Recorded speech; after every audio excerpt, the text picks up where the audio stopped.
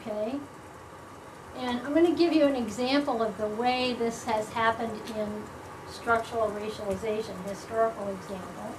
Because race is so deeply woven into the prevailing economic, political, legal, and social structures in our country, path dependence helps contribute to our understanding of the vicious cycles of self-reinforcing activity we see in structural racialization. And I'm just going to, again, detour for a short minute to give you a nice example of that, because I think it helps to have some examples. And it's contained in Pearson's book, and he's quoting from Alexander Kaysar, who wrote a book in the year 2000. He was writing about the end of the Civil War. There was some effort to bring the freedmen into mainstream life.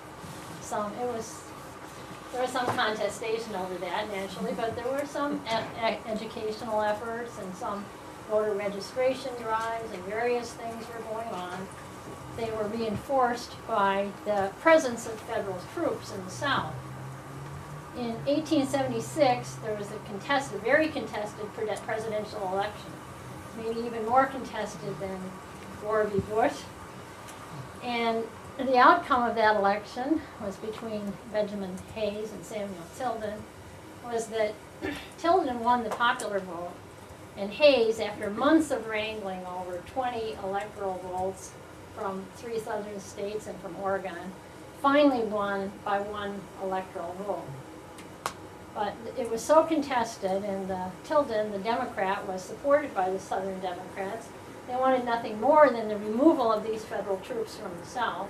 So it was a sort of, it's called the 1877 compromise. It's sort of a backroom deal in a way. Hayes became president, Rutherford B. Hayes, and the federal troops were withdrawn from the South. And the upshot of that was to turn the administration of voting laws over to the state and local authorities in the South. And that, of course, didn't end voter franchise among African Americans in the South entirely. There was a period of contestation, according to Kaysar, between the Republicans and their allies with the Farmers Alliance and the Populists and the Southern Democrats. But because, in his view, according to him, because the Southern Democrats controlled the legislatures, they could begin to increase their power by gerrymandering districts and coming up with secret ballots and complicated registration procedures, and get away even with violence and fraudulent vote counts. So little by little, they were able to consolidate their power in this path-dependent process. And by the 1890s, this resistance began to dissipate, and it was locked in very powerfully for a long period of time. And in 1964, as late as 1964, as you know, only 10% of African Americans in Mississippi were registered to vote.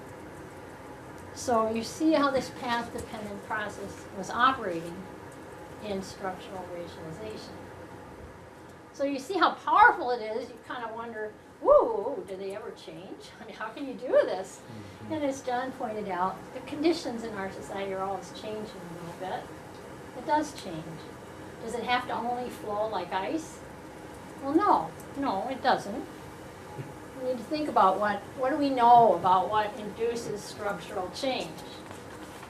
Sometimes we see structural change when we have something called an exogenous shock to the system.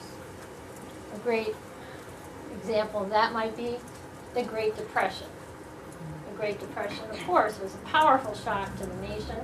And after 3.5 years of terrible conditions of the Depression under Hoover, when Roosevelt came in, he was able to make some fairly significant changes in the financial industry and the beginnings of welfare, and first stirrings of old age assistance began to gain some acceptance gradually. But we saw a lot of change in the country because we had this exogenous shock. And some people are talking about Haiti right now and saying Haiti has this opportunity to restructure from the bottom up.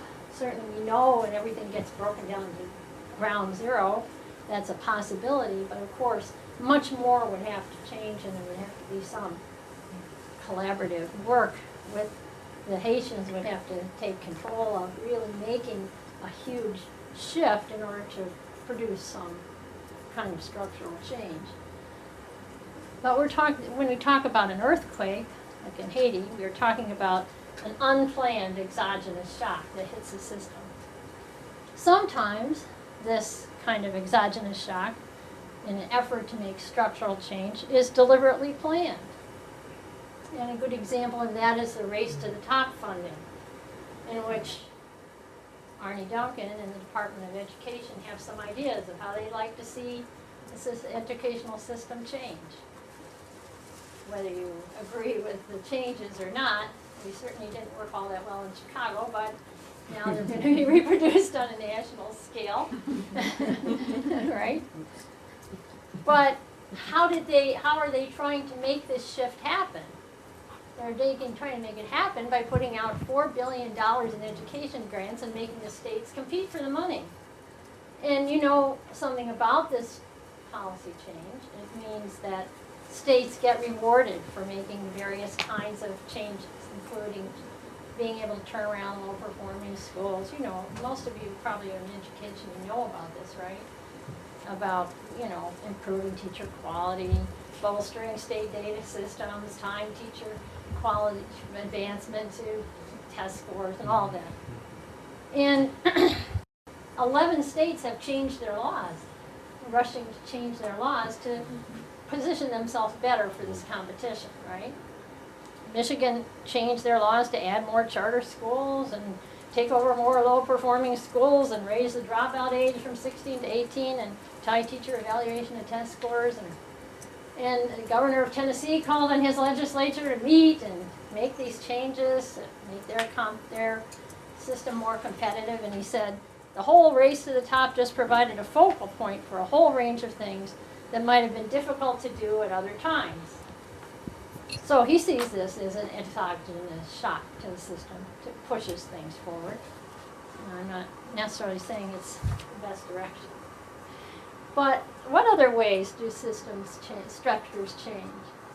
Well, sometimes there's an environmental shift that happens fairly rapidly, I would say within a generation or two, which is rapid, in sort of social norms and the related changes in resources and power that go with that. And an example of that would be same-sex marriage.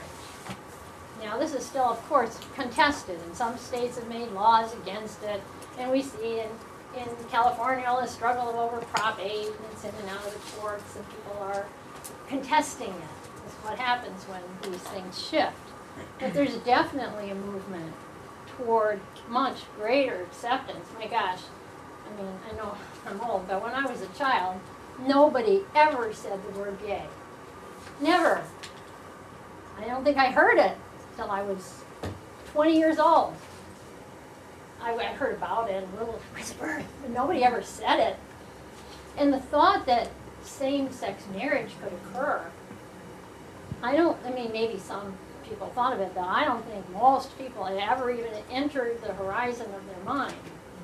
It didn't seem possible. And yet the institution of marriage has been with us for a very long time. Biblical times, certainly pre-biblical times. So we see this can happen when these shifts occur. There have been huge shifts in the way we view sexuality and sexual orientation. They had a big bump from the civil rights movement, and they made big gains because this became framed as a civil rights issue, and they were able to piggyback onto that. And I heard a spokesperson for the LGBT community on the public radio just a couple days ago said, our power has increased so much in the last 20 years. It's unimaginable. So this is a huge environmental shift that pushes structural change. A lot of structural change occurs when there's a slow accumulation of small changes that set the stage for larger change. And we see this with critical threshold events, which are watershed events that rise to prominence because of a long buildup before them, and then kind of catalyze the movement forward. And we see this with the Montgomery bus boycott, Brown v. Board.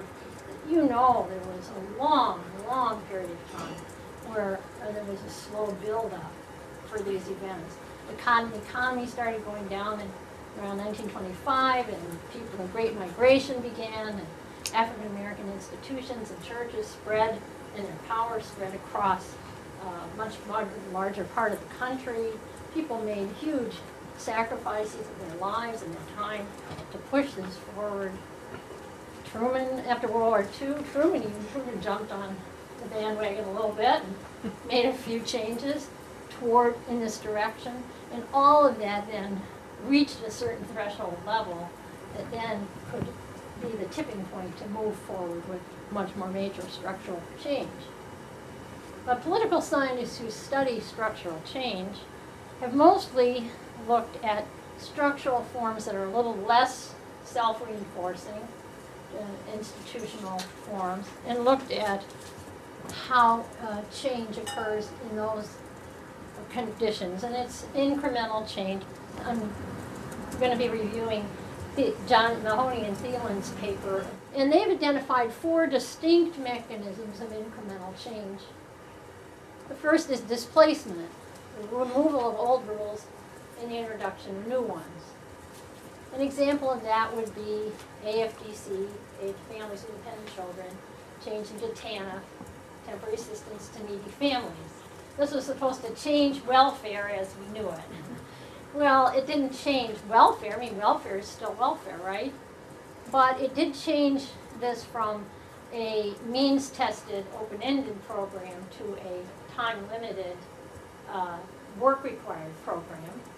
They still have the same eligibility rules around who's eligible for welfare, the same counting of earned income, the same levels of compensation, all those things. The basic structure itself hasn't changed, but some of the rules changed by displacement. The next mechanism is layering, putting new rules on top of or alongside of existing ones. So we have this structural form, and then some rules it contains, and we add another one on top, but we don't change the core of the structural form. An example would be adding amendments to the Constitution. It doesn't change the Constitution in any fundamental way, but it does add, maybe in a fundamental way, but it adds on to it. A third incremental change mechanism is where the rules remain the same, but their impact changes. I tried to show an intense red circle going to a sort of diffuse circle. And an example of that would be population shifts in a voting district, say, where the impact of that voting district changes because of the density or the makeup of the district. And then you get contestation over the people who gain power by keeping the whole old rate arrangement and the people who want to reapportion things because they would have more power in a new arrangement.